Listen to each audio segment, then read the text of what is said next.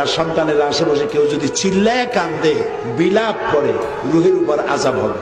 আপনি বলবেন রুহের উপর আযাব হবে কেন? ওই লোকটার দোষটা কি? তার দোষটা হলো এই বুঝাই যায় নাই কেন যে আমি বললে চিল্লায় কানবে না।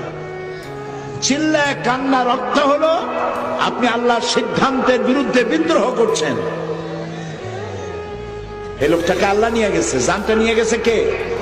আপনি কাঁদতে পারেন, নিষেধ নাই, কিন্তু চিল্লাইতে পারবেন না। আল্লাহর সিদ্ধান্ত মাথা পেতে মেনে নিতে হবে। নবী করিম সাল্লাল্লাহু আলাইহি ওয়াসাল্লামের ছেলে ইন্তেকাল করেছে, হুজুরের চোখ দিয়ে পানি পড়তেছিল। সাহাবায়ে কেরাম বললেন, ইয়া রাসূলুল্লাহ, আপনি না আমাদের কাঁদতে মানা করছেন, এখন আপনি নিজেই কাঁদতেছেন। রাসূলুল্লাহ বললেন, আমি তো কাঁদতে মানা করি নাই, চিল্লাইতে মানা করছি, বিলাপ করতে মানা করেছি। বিলাপ করা যাবে না। তো সন্তানকে এগুলো শিখান নাই, আপনার আযাব আরো বাড়বে। এখন আরেকটা চিন্তা করেন, লোকটা মারা গেল, কবরে থোয়া হয়েছে, দোয়া করার জন্য কুলখানি করে আর 40 করে। এই যে কুলখানি আর 40 বানেশ্বরে আছে নাই?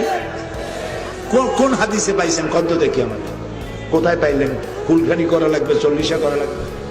হাদিসের কোনো নির্দেশ নাই, কোনো অনুমতি নাই। বরং দোয়া করবেন, দোয়া করবেন। রাসূলুল্লাহ বলেছেন, মৃত্যু ব্যক্তির জন্য